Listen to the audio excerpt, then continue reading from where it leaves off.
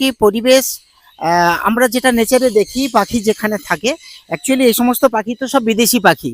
কেউ আফ্রিকার জঙ্গলে থাকে, কেউ বা অস্ট্রেলিয়াতে থাকে, বা কেউ নিউজিল্যান্ডে থাকে। এবারে বিভিন্ন জায়গার বিভিন্ন পরিবেশের পাখি, কিন্তু আমরা তো এখানে থেকে সেই পরিবেশ দিতে পারবো না। কিন্তু প্রত্যেকটা বার্ডসের একটা বেসিক নিডস থাকে, সেটা হচ্ছে কি সবুজ, গাছপালা, অর্থাৎ গাছ ছাড়া পাখি বেমানান।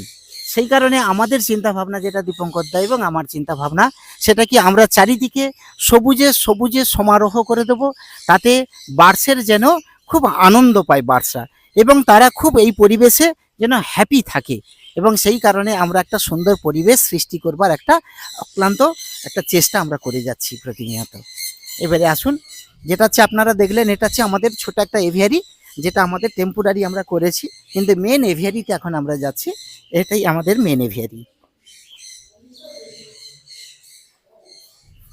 আসুন, এটা হচ্ছে আমাদের এই রুমটা।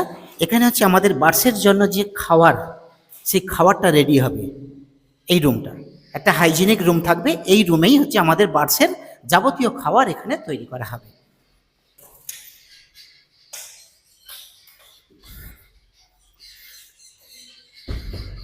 এবং এটাই হচ্ছে আমাদের মেন এভিয়ারি। এই এভিয়ারিতে আরও কিছু ডেকোরেশনের কাজ বাকি আছে।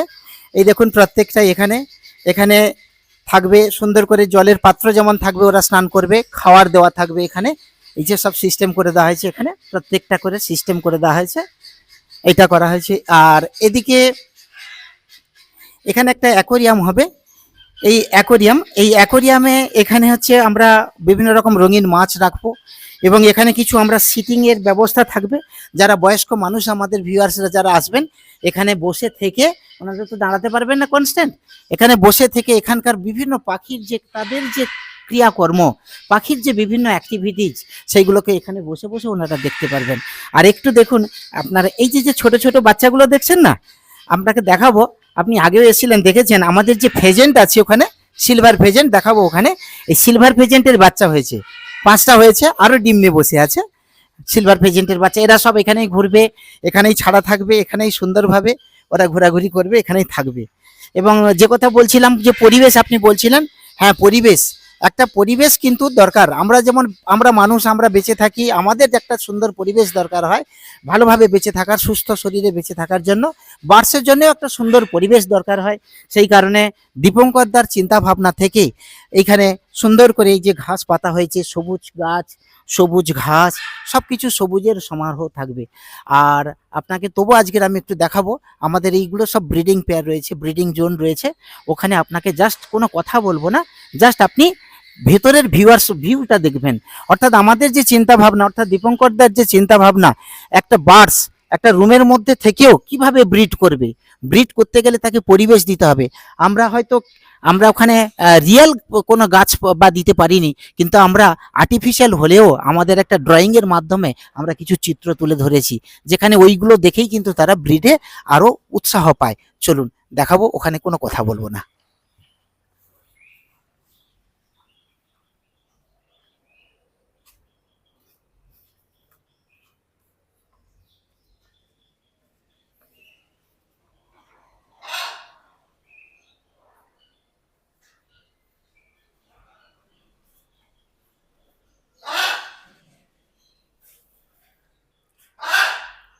মেকাও উপরে।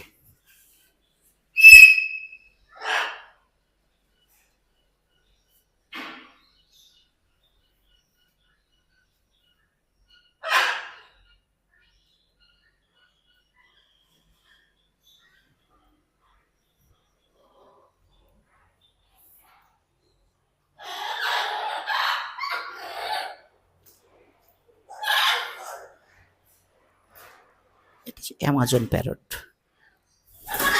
খুব কথা বলে, প্রচুর কথা বলে।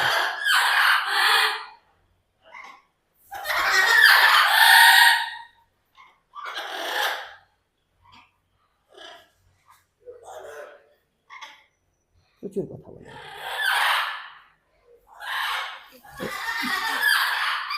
ব্রিডিং এ আছে, ব্রিডিং এ ঢুকে গেছে, বক্সে ঢুকে গেছে।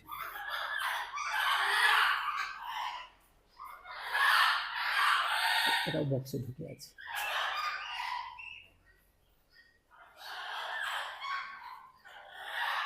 এটাও বক্সে ঢুকে গেছে, ব্রিডিং আছে তো। ওই পেছনে বসে আছে, এটাও অ্যামাজন।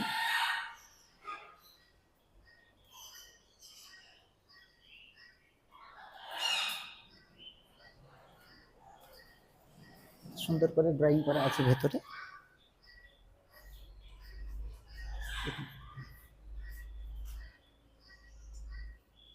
ব্রিডিং এ আছে, ফিমেলটা ভেতরে আছে, মেল বাইট।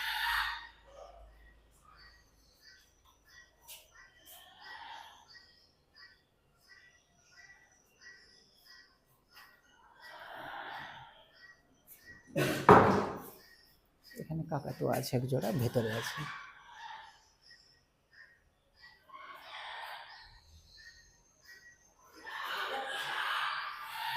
এটা রয়েছে এক জোড়া। এটা হচ্ছে ব্লু অ্যান্ড গোল্ড ম্যাকাও বলে একে, একে ব্লু অ্যান্ড গোল্ড ম্যাকাও বলে। আর ওই যে লালটা দেখছে ওটা হচ্ছে গ্রিনউইন ম্যাকাও। হ্যাঁ, ওটা হচ্ছে গ্রিনউইন ম্যাকাও, এটা হচ্ছে ব্লু অ্যান্ড গোল্ড ম্যাকাও।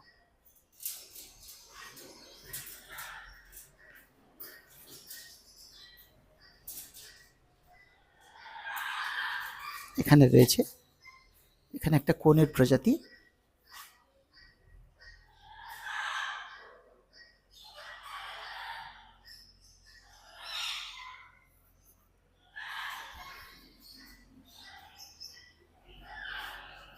এবং এগুলোতে কোনো ব্রিডিং পেয়ার নেই এখন, এগুলো ড্রয়িং করা হয়েছে।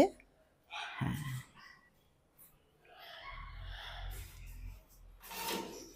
এইভাবে আমরা পাখিকে হ্যাপি রাখার জন্য আমাদের ড্রয়িং করে এগুলোকে দেখে, এই পরিবেশ দেখে ওরা যেন হ্যাপি থাকে। চলুন এবার আমরা নিচে যাই।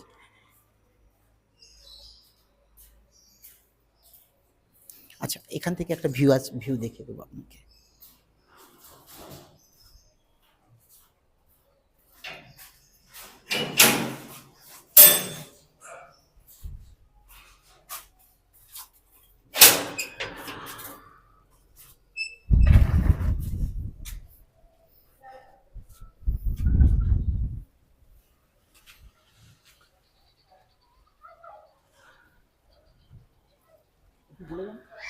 হ্যাঁ, এটা হচ্ছে আমাদের, এখান থেকে আপনার ভিউটা নিশ্চয়ই ভালো লাগছে। এটা আমাদের ফ্রন্ট সাইড। এই ফ্রন্ট সাইড থেকে এখানে চলছে, সমস্ত কিছু রেডি হয়েছে। আর এটাই যে দেখতে পাচ্ছেন, এখানে আমাদের দাদার যে বাবা এবং মায়ের একটা মূর্তি তৈরি করা হয়েছে।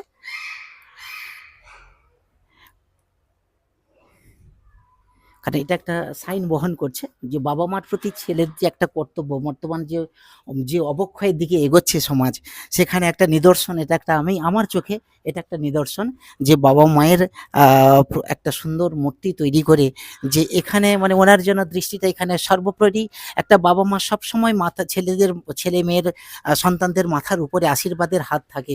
এই যে একটা সুন্দর ফার্ম তৈরি হচ্ছে, যার নেপথ্যে কিন্তু এই আমাদের এই কাকু কাকিমা অর্থাৎ দাদার বাবা মা, এবং সেই একটা সেই পরিচয় বহন করছে যে এটা একটা শুধু একটা মূর্তি নয়, এই মূর্তিটা হচ্ছে সেই চিত্র বহন করছে, বা সেই যে একটা বাবা মার প্রতি যে সন্তানের যে একটা কর্তব্য দায়িত্ব, এবং বাবা মা ছেলে যতই উন্নত হোক বা যাই কিছু করুক না কেন, সবসময় যে আশীর্বাদ বাবা মায়ের থাকে, এটা তার একটা নিদর্শন।